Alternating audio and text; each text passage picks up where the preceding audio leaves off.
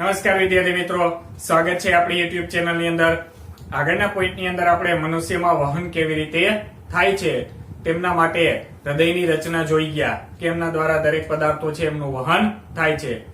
હવે વનસ્પતિઓની અંદર આ તમામ જે જરૂરી પદાર્થો છે, પાણી, ખનિજ, દ્રવ્ય અને ખોરાક, કે આ બધાનું વહન કોના દ્વારા અને કઈ રીતે થાય છે તે આપણે જોઈએ। કે આગળના લેક્ચરની અંદર આગળ આપણે જોયું કે વનસ્પતિઓ છે કાર્બન ડાયોક્સાઇડ જેવા સરળ પદાર્થો કેવી રીતે મેળવે છે અને જે પ્રકાશ સંશ્લેષણની નીપજ હતી એમનો સંગ્રહ ક્યાં કરે છે? પર્ણની અંદર। કારણ કે પ્રકાશ સંશ્લેષણની ક્રિયા થવા માટેનું મુખ્ય અંગ કયું છે? પર્ણ છે। હવે એમને જે જરૂરી બીજા અન્ય પદાર્થો છે, ખનિજ પદાર્થો અથવા તો ખનિજ દ્રવ્ય જેને આપણે કહીએ કે પોષક દ્રવ્ય, એ બધા વનસ્પતિઓ અલગથી પ્રાપ્ત કરે છે કે તે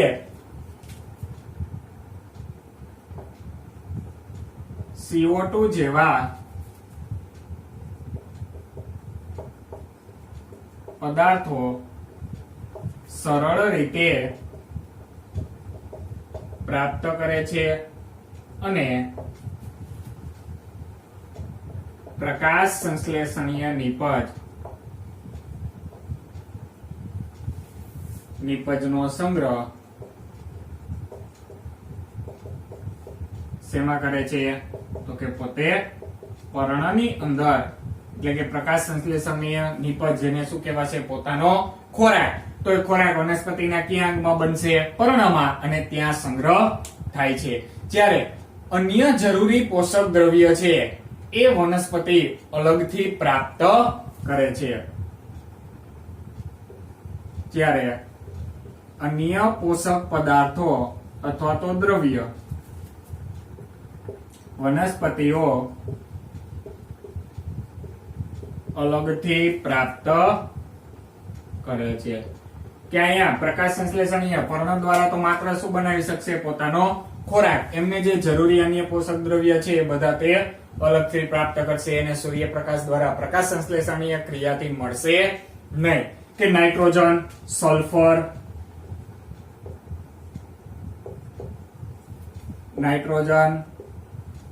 સલ્ફર તથા અન્ય ખનિજ પદાર્થો માટે કે આવા એમને પોતાનો વિકાસ કરવા માટે, વૃદ્ધિ થવા માટે નાઇટ્રોજન, સલ્ફર અને અન્ય બીજા ખનિજ તત્વોની જરૂર પડશે, એવું આપણે 9મા ધોરણની અંદર ભણી ગયા હતા। તો આ બધા ખનિજ પદાર્થો માટે વનસ્પતિ માટે જે જમીન છે એ સૌથી નજીકનો મુખ્ય સ્ત્રોત છે। કે આવા ખનિજ પદાર્થો માટે ભૂમિ સૌથી નજીકનો સ્ત્રોત છે। કે આવા જે બધા દ્રવ્ય પદાર્થો છે, ખનિજો છે, એ અમને શેમાંથી મળશે?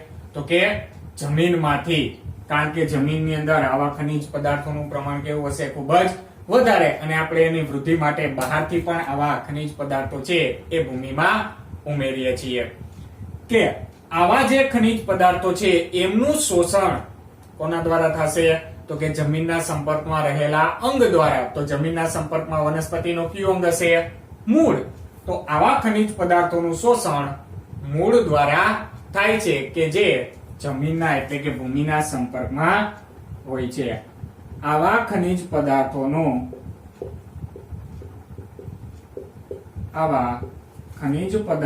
શોષણ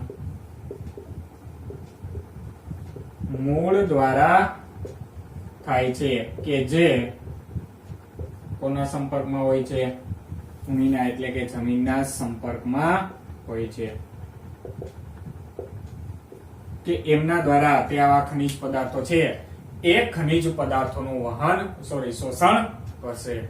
હવે આ શોષણ થઈ ગયા પછી આ બધા દ્રવ્ય પદાર્થો એટલે કે મૂળ દ્વારા શોષણ થયેલા ખનિજ પદાર્થો અને પર્ણની અંદર નિર્માણ પામેલો પ્રકાશ સંશ્લેષણીય નીપજ અથવા તો એને ક્લોરોફિલ યુક્ત અંગ પણ કહેવાશે। કે ક્લોરોફિલ યુક્ત અંગ એટલે પર્ણ, અને ખનિજ પદાર્થોનું શોષણ એટલે કે કોના દ્વારા થશે? મૂળ દ્વારા।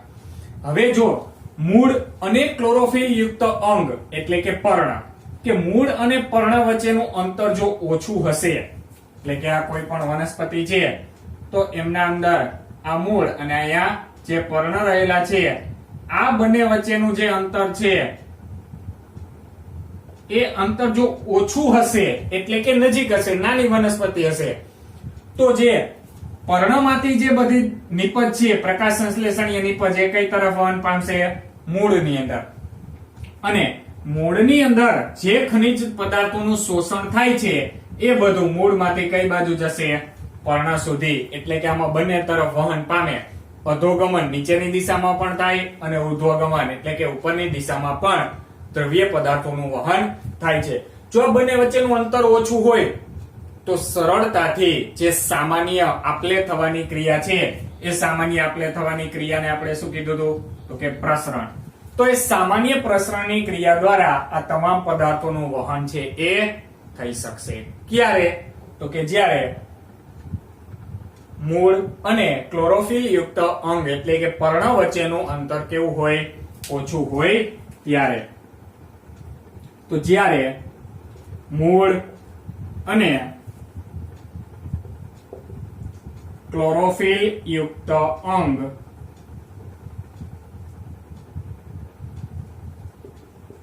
એટલે કે જેને શું કહેવાશે? પર્ણ. જો મૂળ અને પર્ણ વચ્ચેનું અંતર, ક્લોરોફિલ યુક્ત અંગ વચ્ચેનું અંતર ઓછું હોય તો આવા પદાર્થોનું વહન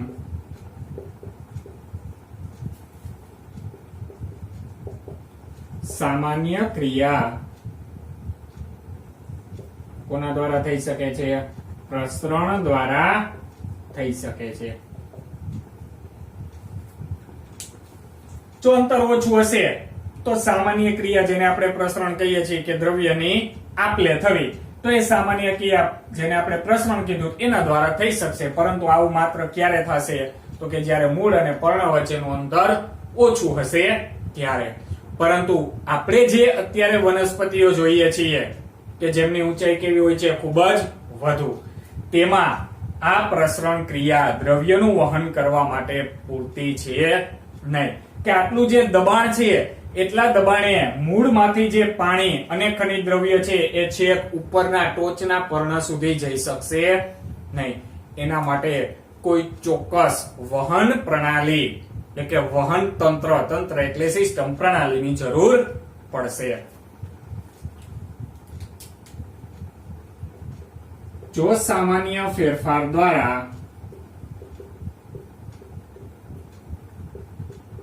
આ અંતરમાં વધારો થાય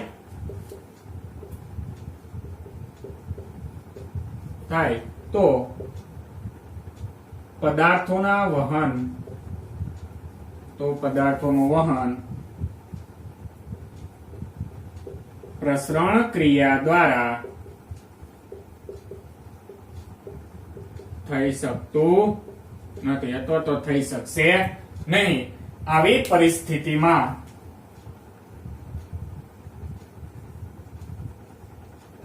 પરિસ્થિતિમાં વહન માટેની સુદ્રઢ એટલે કે ચોક્કસ પ્રણાલી એટલે કે તંત્ર અથવા તો સિસ્ટમ પ્રણાલીની જરૂર પડે છે. કે સામાન્ય ક્રિયા દ્વારા આ દ્રવ્ય પદાર્થોનું વહન છે થઈ શકશે નહીં. ક્યારે નહીં થાય? જો એમાં સતત વૃદ્ધિ થતી જશે અને જો બંને વચ્ચેનું અંતરમાં વધારો થતો જશે એટલે કે મૂળ અને પ્રકાંડ વચ્ચેનું અંતર વધતું જશે તો પ્રસરણ ક્રિયા દ્વારા આ પ્રકાશ સંશ્લેષણીય નીપજ પર્ણમાંથી મૂળમાં અને મૂળમાંથી શોષણ થયેલા પાણી અને ખનિજ દ્રવ્ય ઉપર તરફ કે નીચેની તરફ વહન પામી શકશે નહીં. કે આપણે જાણીએ છીએ કે જો આપણે સ્કૂલથી આપણું ઘર ધારો કે નજીક હોય તો આપણે સામાન્ય ક્રિયા એટલે કે ચાલીને જઈ શકીએ છીએ. પરંતુ જો આપણું ઘર એનાથી 5 કિલોમીટર દૂર હશે તો કે 100 મીટર 500 મીટર કે 1000 મીટર સુધી હશે તો આપણે ચાલીને પણ જઈ શકીશું. પરંતુ જો 5 કિલોમીટર દૂર હશે તો ત્યાં આપણે કોઈ વહન તંત્રની, વહન એટલે કે જે આપણને અહીંથી સ્કૂલેથી ઘર સુધી પહોંચાડી શકે, તો એને કહેવાશે વહન તંત્ર. જે આપણને લઈ જઈએ છીએ કે આપણે કાર, બાઇક અથવા તો રિક્ષા દ્વારા જઈએ છીએ તો એ વહન તંત્ર કહેવાશે કે જે આપણને અહીંથી સ્કૂલેથી ક્યાં સુધી લઈ જાય છે? ઘર સુધી પહોંચાડે છે. તો આવું જ વનસ્પતિઓની અંદર થાય છે. જો અંતર વધારે હશે તો કોઈ ચોક્કસ સિસ્ટમની જરૂર પડશે કે જે પાણીને મૂળમાંથી ક્યાં સુધી લઈ જાય? ઉપર. દરેક જે ઉપરના છેક સુધીના પર્ણ છે એ પર્ણ સુધી પહોંચાડવું પડશે. કારણ કે પર્ણ ક્યાંયથી પાણી મેળવી શકશે નહીં. પાણી માત્ર કોના દ્વારા મેળવાશે? મૂળ દ્વારા. તો એના માટે ચોક્કસ વહન પદ્ધતિની જરૂર પડશે. હવે વિવિધ શરીર રચના માટે કે જેમ શરીર રચના બદલાશે તેમ ઉર્જાની જરૂરિયાત કેવી હોય છે? જુદી જુદી હોય છે. હવે વનસ્પતિ છે એ પ્રચલન એટલે કે હલનચલન કરતી નથી, એટલે એમને ઉર્જાની જરૂરિયાત કેવી હોય છે? ઓછી હોય છે. અને તે સાપેક્ષમાં ધીમું પરિવહન તંત્ર ધરાવે છે કે એમાં પદાર્થોનું વહન છે ધીમે ધીમે થશે. કારણ કે એમાં મોટા ભાગના કોષો છે એ મૃત કોષો આવેલા હોય છે. આથી તેમને આપણી સાપેક્ષે વનસ્પતિઓ છે એમને ઉર્જાની જરૂર કેવી રહેશે? ઓછી. કે જે પ્રચલન, હલનચલન નહીં કરતા એમને ઉર્જાની જરૂરિયાત કેવી રહેશે? ઓછી હોય છે. કે જુદી જુદી શરીર રચના માટે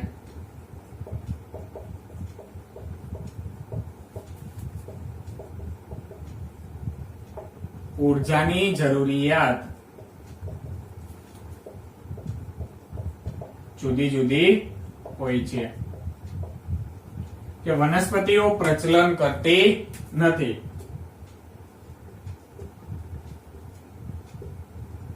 વનસ્પતિઓ પ્રચલન એટલે કે હલનચલન કરતી નથી તથા તેમાં પેશી કોષોની અંદર મોટા ભાગના કોષો મૃત હોય છે અથવા તો તેમના અંગો છે મોટા ભાગના કેવા કોષો ધરાવે છે? મૃત કોષો ધરાવે છે. પરિણામે તે ધીમું પરિવહન તંત્ર ધરાવે છે.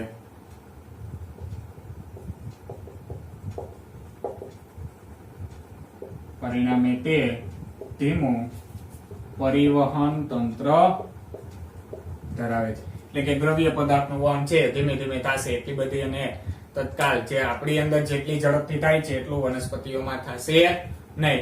પરંતુ વધુ ઊંચાઈ વાળી વનસ્પતિ હશે એમાં પરિવહન તંત્રને વધુ અંતર કાપવું પડશે. ઊંચાઈ વધશે તેમ એમને અંતર કેવું કાપવું પડશે? વધુ અંતર કાપવું પડશે. હવે આ વનસ્પતિનું વહન તંત્ર જે છે એ બંને પ્રકારના દ્રવ્યનું વહન કરે છે કે અલગ અલગ થાય છે. કે વનસ્પતિમાં વહન તંત્ર ક્લોરોફિલ યુક્ત એટલે કે પર્ણોની અંદર રહેલી ઉર્જાયુક્ત પદાર્થો, પર્ણમાં રહેલ ઉર્જાયુક્ત પદાર્થો અને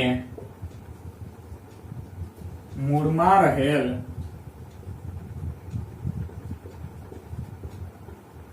ખનિજ પદાર્થો બંનેનું વહન કરે છે. કે આ બંને પદાર્થોનું વહન છે એ કોના દ્વારા થશે? તો કે વનસ્પતિના વહન તંત્ર દ્વારા. હવે એમાં આ ક્લોરોફિલ યુક્ત જે નિપજ છે એમનું વહન પણ અલગ રીતે થશે અને મૂળની અંદર જે પાણી અને ખનિજ દ્રવ્ય છે એમનું વહન પણ અન્ય દ્વારા થાય છે. કે જેમાં બે પ્રકારની આ વહન બે પ્રકારની પેશી દ્વારા થાય છે. કે જેમની અંદર પહેલી પેશી આવશે જલવાહક પેશી. કે જલવાહક પેશી છે તે પાણી અને ખનિજ પદાર્થોનું કઈ દિશામાં? ઉર્ધ્વ દિશામાં એટલે કે મૂળથી પર્ણો સુધી વહન કરે છે. કે આ જલવાહક પેશીનું કાર્ય શું? તો કે પાણી અને જે એમની અંદર દ્રાવ્ય ખનિજ પદાર્થો છે આ બધાનું વહન મૂળથી લઈને ક્યાં સુધી કરશે? પર્ણો સુધી વહન કરે છે. અને જ્યારે બીજી પેશી એમની અંદર આવેલી છે અન્નવાહક પેશી, કે જેનું નામ શું છે? અન્નવાહક પેશી, કે જે પર્ણોની અંદર રહેલો જે ખોરાક છે એ ખોરાક તથા અન્ય બીજા જરૂરી પદાર્થોનું વહન કોના દ્વારા થશે? અન્નવાહક પેશી દ્વારા થાય છે. પર્ણોમાં રહેલ પ્રકાશ સંશ્લેષણીય નિપજ તેમજ અન્ય પદાર્થોનું ક્યાંથી? પર્ણોથી મૂળ સુધી વહન કરે છે. કે પર્ણોની અંદર જે બધા પદાર્થોનું નિર્માણ થયું છે એવા બધા પદાર્થોનું વહન ત્યાંથી લઈને ક્યાં સુધી કરશે? મૂળ સુધી થશે. તો આમ વનસ્પતિઓની અંદર વહન તંત્ર તરીકે બે પ્રકારની પેશીઓ આવેલી હોય છે, જલવાહક પેશી અને અન્નવાહક પેશી. હવે આ બંને પેશીઓ છે એમનો આપણે વિસ્તૃત અભ્યાસ કરીએ. ચાલો હવે ત્યાર પછી જોઈએ પાણીનું વહન. કે પાણીનું વહન છે કોના દ્વારા થશે? જલવાહક પેશી દ્વારા. તો જે જલવાહક પેશી છે એ મૂળ પ્રકાંડ અને પર્ણોમાંની જલવાહિની અને જલવાહિનીકી, કે જે મુખ્ય છે એને જલવાહિની કહેવાશે. એમાંથી જે નાની નાની નલિકાઓ છે વિભાજિત થશે તેને કહેવાશે જલવાહિનીકી. કે એ બધી જોડાય અને પાણીના વહનનું એક સળંગ તંત્ર રચે છે. કે જલવાહક પેશી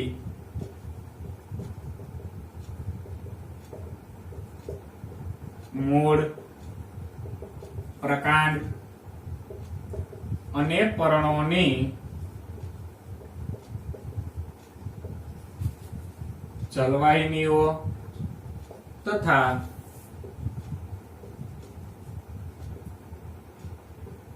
જલવાહિનીઓ સાથે જોડાઈને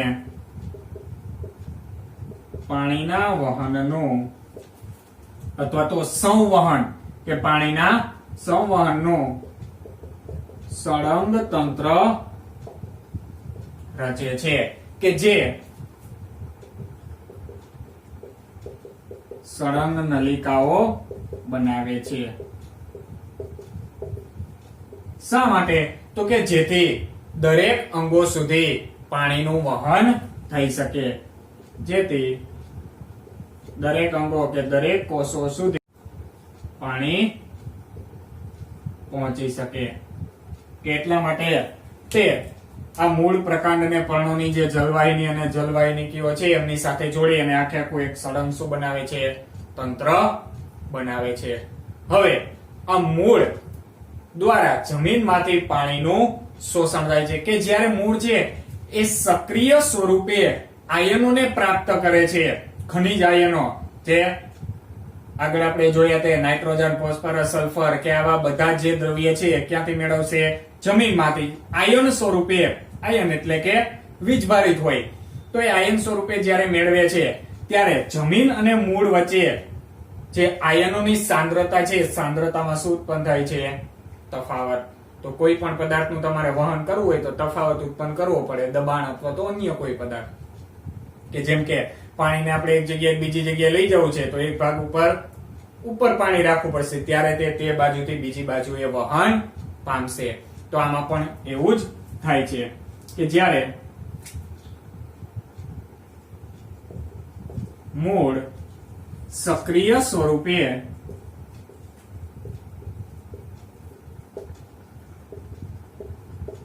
આયનો પ્રાપ્ત કરે છે ત્યારે મૂળ અને જમીન વચ્ચે આયનોના સંકેન્દ્રણ અથવા તો સાંદ્રતામાં તફાવત ઉત્પન્ન થાય છે કે ત્યારે એ બંને વચ્ચે, કારણ કે જમીનની અંદર આયનોનું પ્રમાણ વધુ હશે, મૂળમાં કેવું હશે, ઓછું હશે, તો ત્યારે એ મૂળમાંથી ખનિજ આયનો છે, જમીનમાંથી ખનિજ પદાર્થો ને પાણી છે બધા ક્યાં દાખલ થશે, મૂળમાં દાખલ થશે કે આ બંને વચ્ચે સાંદ્રતામાં તફાવત ઉત્પન્ન થાય છે અને આ તફાવતને દૂર કરવા માટે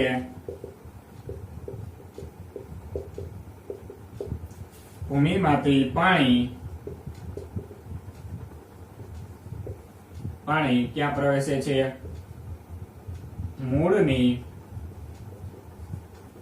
જલવાહક પેશીમાં અથવા તો મૂળની જલવાહકમાં દાખલ થાય છે. તો જો બંને વચ્ચેના સંકેન્દ્રણમાં તફાવત ઉત્પન્ન થયો એટલે કે દબાણનો તફાવત થયો, પરિણામે જમીનમાંથી જે પાણી હતું એ પાણી ક્યાં આવ્યું, મૂળની જલવાહક પેશીમાં, અને હવે એ દબાણ દ્વારા જળ સ્તંભનું નિર્માણ થઈ અને પાણી છે એ ધીમે ધીમે કઈ બાજુ વહન પામે છે, ઉપરની તરફ વહન પામે છે. કે આ પ્રસરણ દ્વારા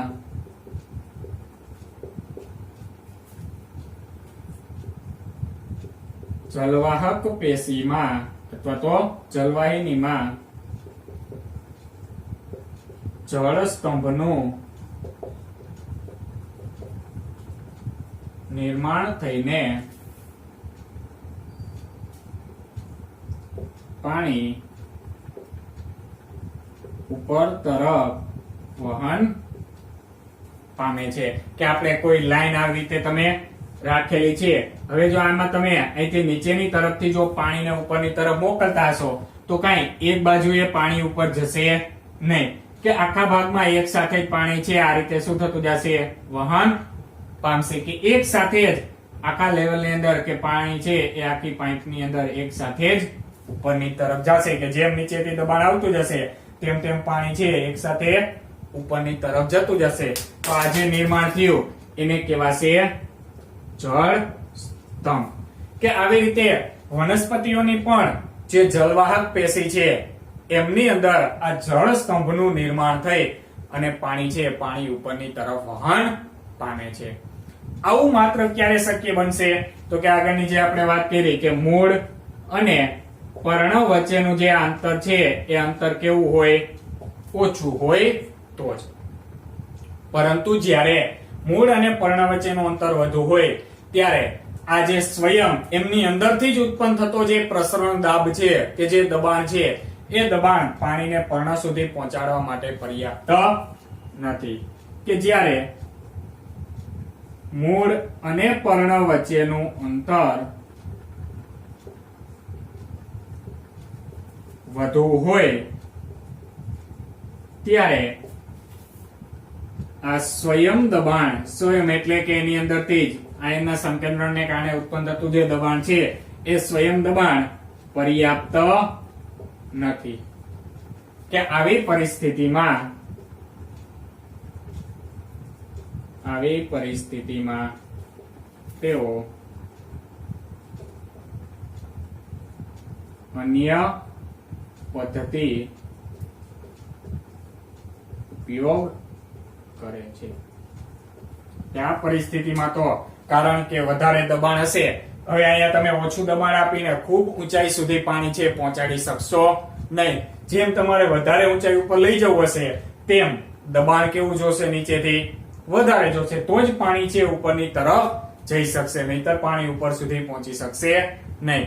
તો જ્યારે વનસ્પતિમાં પણ બંને વચ્ચેનું અંતર વધુ હશે ત્યારે તે અન્ય ચોક્કસ પદ્ધતિ છે એમનો ઉપયોગ કરે છે. તો જે અન્ય પદ્ધતિ છે એમની અંદર શું થશે, તો કે આપણે માની લઈએ કે વનસ્પતિના જે પર્ણ છે એમને પૂરતા પ્રમાણની અંદર પાણી મળી રહે છે.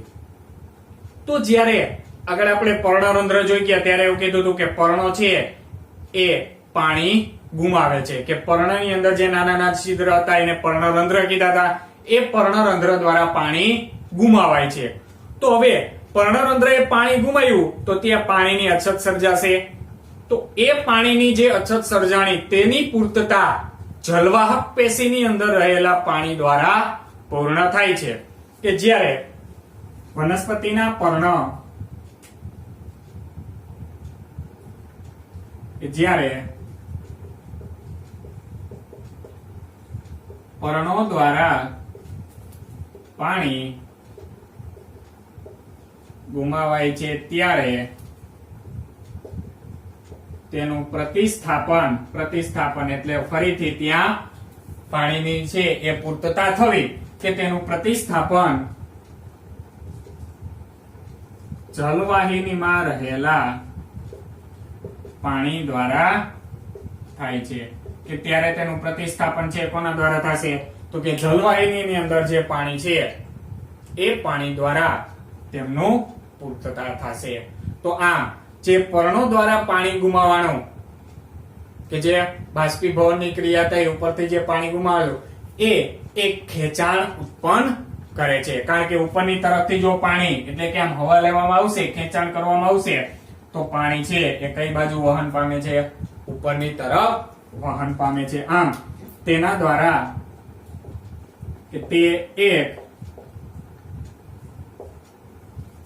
મુખ્ય ખેંચાણ બળ ઉત્પન્ન કરે છે અને જેથી પાણી છે એ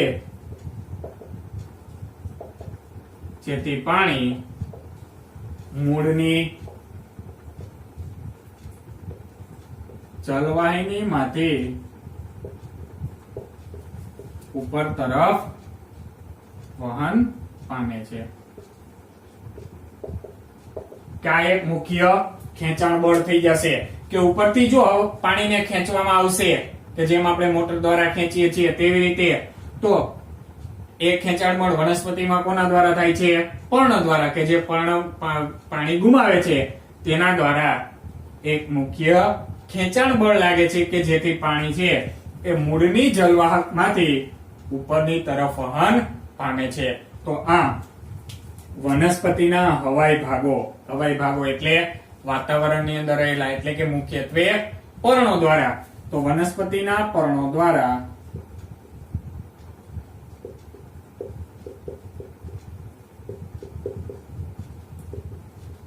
ગુમાવવામાં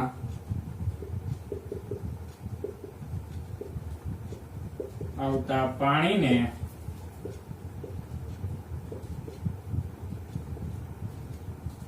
બાષ્પોત્સર્જન કહે છે. કે વનસ્પતિના હવાઈ ભાગો એટલે કે પર્ણ દ્વારા જે પાણી ગુમાવાય છે તો એ પર્ણ દ્વારા ગુમાવવામાં આવતા પાણીના જથ્થાને કઈ ક્રિયા કહે છે? બાષ્પોત્સર્જન કહે છે. કે આ બાષ્પોત્સર્જનને કારણે શું ઉત્પન્ન થાય છે? ખેંચાણ બળ ઉત્પન્ન થાય છે અને પરિણામે મૂળની જલવાહકમાંથી પાણી છે કઈ તરફ? ઉપરની તરફ વહન પામે છે. કે આ મુખ્ય ખેંચાણ બળ દ્વારા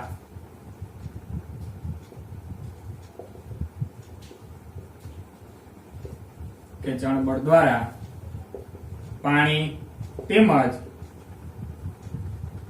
દ્રાવ્ય પદાર્થો, દ્રાવ્ય એટલે કે પાણીની અંદર જે દ્રાવ્ય થાય છે તે બધા પદાર્થોનું વહન થાય છે કે આ ખેંચાણ બળને કારણે. હવે રાત્રિ દરમિયાન કઈ સૂર્યપ્રકાશ હશે નહીં અને પાણીનું પણ કઈ બાષ્પોત્સર્જન થશે નહીં, તો તે વખતે જે મૂળ દાબ છે એ વિશેષ રૂપથી પ્રભાવી હશે. રાત્રિ દરમિયાન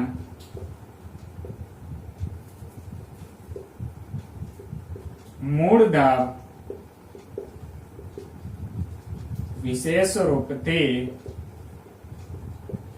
પ્રભાવી હોય છે. વિશેષ રૂપથી એટલે કારણ કે ત્યારે તો આ કઈ ખેંચાણ બળ થશે નહીં, તો જે પાણી પહોંચાડવાનું છે એ માત્ર કોના દ્વારા પહોંચાડવાનું થશે?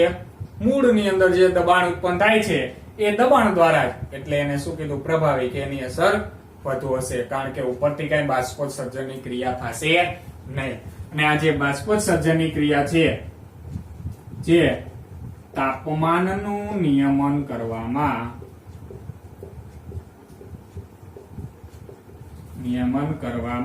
મદદરૂપ થાય છે. કે આગળ આપણે 9મા ધોરણની અંદર ભણી ગયા બાષ્પીભવનથી ઠંડક ઉદ્ભવે છે તો વનસ્પતિની નીચે આપણે જો ઉનાળાની અંદર હોઈએ તો આપણને બહાર કરતા વનસ્પતિની નીચે ઠંડકનો અનુભવ થાય છે, કારણ કે એના મૂળ દ્વારા જે પાણી શોષણ થયેલું છે એ પાણી તેમના પર્ણો દ્વારા ગુમાવવામાં આવે છે. એટલે કે કઈ ક્રિયા? બાષ્પોત્સર્જનની ક્રિયા થાય છે. પરિણામે તેની આસપાસના તાપમાનમાં ઘટાડો થાય છે અને આપણને ઠંડક મળે છે. એટલે કે તે તાપમાનનું નિયમન કરવામાં પણ મદદરૂપ થાય છે. આમ આ બાષ્પોત્સર્જનની ક્રિયા છે એ તમામ પદાર્થોનું વહન કરવા માટે મુખ્ય ચાલક બળ અથવા તો મુખ્ય ખેંચાણ પ્રેરક બળ બને છે. આમ દિવસ દરમિયાન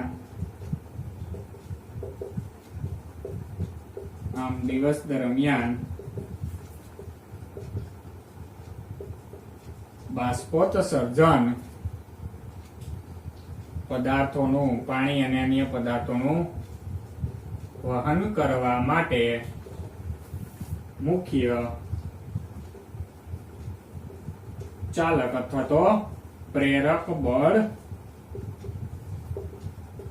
હોય છે. દિવસ દરમિયાન તો બાષ્પોત્સર્જનની ક્રિયા થશે તો એના દ્વારા જે તમામ પદાર્થો છે તમામ પદાર્થોનું વહન થશે. તો આવી રીતે જલવાહક પેશી અને બાષ્પોત્સર્જનની ક્રિયા દ્વારા પાણી છે એ પાણીનું ઉર્ધ્વ દિશામાં, ઉર્ધ્વ એટલે ઉપરની દિશામાં વહન પામે છે. તો પાણીનું વહન જોઈ ગયા પછી હવે ખોરાક અને અન્ય પદાર્થો એટલે કે પ્રકાશ સંશ્લેષણીય જે નિપજ છે એ પ્રકાશ સંશ્લેષણીય નિપજ જેને વનસ્પતિનો ખોરાક કહેવાય છે તેનું વહન કોના દ્વારા થાય છે?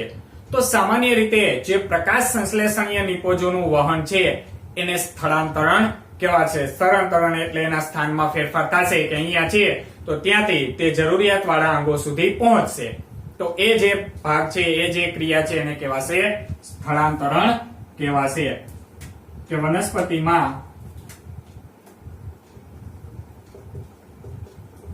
પ્રકાશ સંશ્લેષણીય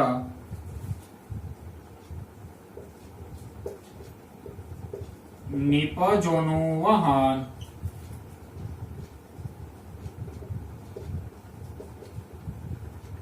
સ્થળાંતરણ કહેવાય છે. કે જે પ્રકાશ સંશ્લેષણીય નિપજનું વહન થશે એને શું કહેવાશે? સ્થળાંતરણ. તેનું વહન અનુવાહક તરીકે ઓળખાતી પેશી, કે તેનું વહન અનુવાહક પેશી દ્વારા થાય છે. કે આ જે ખોરાક અને અન્ય પદાર્થોનું વહન છે તેમનું વહન કોના દ્વારા થશે? અનુવાહક પેશી દ્વારા થાય છે. કે જે ખોરાક અને અન્ય પદાર્થોનું શું કરે છે? વહન કરે છે. કે તે પ્રકાશ સંશ્લેષણીય નિપજ અને અન્ય તમામ પદાર્થોનું વહન કરે છે. કે તે પ્રકાશ સંશ્લેષણીય નિપજ સિવાય એમિનો એસિડ, શર્કરા વગેરે જેવા પદાર્થોનું વહન કરે છે. કે તે પ્રકાશ સંશ્લેષણીય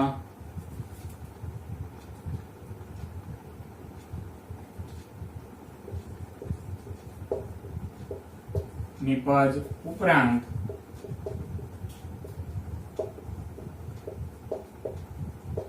એમિનો એસિડ્સ, શર્કરા વગેરે જેવા પદાર્થોનું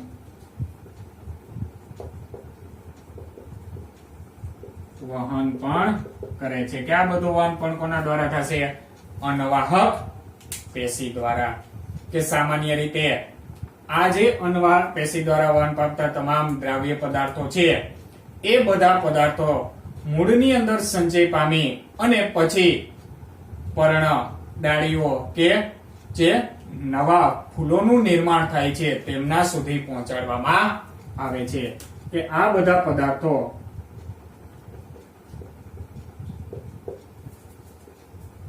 સામાન્ય રીતે મૂળમાં સંચય પામી તેને ફળ, ફૂલ તથા ડાળીઓ સુધી પહોંચાડવામાં આવે છે. ત્યાં જરૂરિયાત વાળા ભાગો સુધી તેમનું વહન કરવામાં આવે છે. હવે એમનું જે આ વહન છે એ વહન તેમની સાથે સંલગ્ન એટલે કે તેમની સાથે જોડાયેલા સાથી કોષ અને ચાલની નલિકાઓ દ્વારા થાય છે. કે તેમનું વહન અન્વહક સાથે સંલગ્ન એટલે કે જોડાયેલી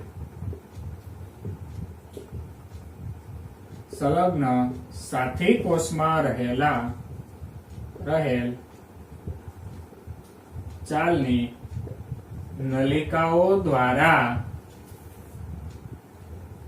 ઉર્ધ્વ અને અધઃ અથવા તો અધો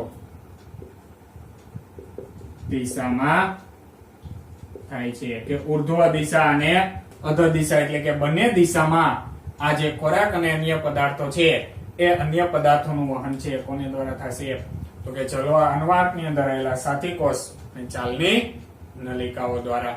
હવે જે આપણે જલવાહક દ્વારા પાણીનું વહન જોયું એ આપણે સામાન્ય ભૌતિક બળ પરિબળ દ્વારા પણ જોઈ શકીએ છીએ કે ભૌતિક બળોની મદદથી સમજાઈ શકાય છે.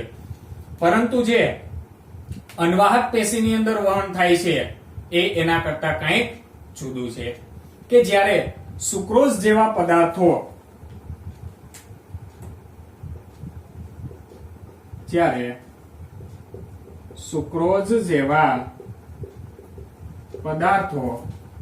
અન્વાહક પેશીમાં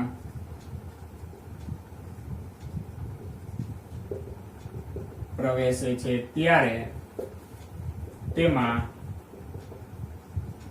આશ્રુતિ દાબ વધે છે. કે ત્યારે તેમાં આશ્રુતિ દાબમાં શું થાય છે વધારો. આશ્રુતિ અને અભિસરણની ક્રિયા કે જેના દ્વારા પાણી અને દ્રવ્ય પદાર્થોનું શું થાય છે કોષમાંથી બહાર અને અંદર વહન થાય છે ત્યારે તેમાં આશ્રુતિ દાબ વધે છે અને ખોરાકનું વહન જરૂરિયાત વાળા અંગોમાં થાય છે અથવા તો વધુ ખોરાક વાળા ભાગોમાંથી સુધી તેમનું વહન થાય છે. કે તેમનું ઉદાહરણ છે એ આના દ્વારા સમજી શકાય કે વસંત ઋતુમાં જે ડાળીઓની અંદર શાખાઓમાં જે શર્કરા સંચિત થઈ છે તેમનું વહન કલિકાઓમાં થાય છે કે જેમને ઊર્જાની જરૂરિયાત હોય છે. કે વસંત ઋતુમાં શાખાઓમાં સંગ્રહ થયેલી શર્કરા એટલે કે ગ્લુકોઝ કાર્બોદિત પદાર્થ શર્કરાનું વહન શેમાં થાય છે કલિકાઓમાં થાય છે કે જેને ઊર્જાની જરૂરિયાત હોય છે. એટલે કે પાનખર ઋતુની અંદર પર્ણો તો કઈ હશે નહીં તો જે બધો શર્કરા છે શેમાં સંગ્રહિત થયો હશે શાખાઓમાં. ત્યાંથી જરૂરિયાત જ્યારે પાછી ઋતુ બદલાશે એટલે કે જ્યારે નવી કૂપણો એમાં ફૂટશે ત્યારે તે કલિકાઓ છે કલિકાઓની અંદર એ ઊર્જાનું વહન થાય છે કારણ કે એને નિર્માણ થવા માટે ઊર્જાની જરૂરિયાત હોય છે. તો આ રીતે વનસ્પતિઓની અંદર પાણી અને ખોરાકનું વહન થાય છે. તો અહીંયા વનસ્પતિની અંદર વહન પૂર્ણ થાય છે. અહીં સુધી રાખીએ. Thank you very much.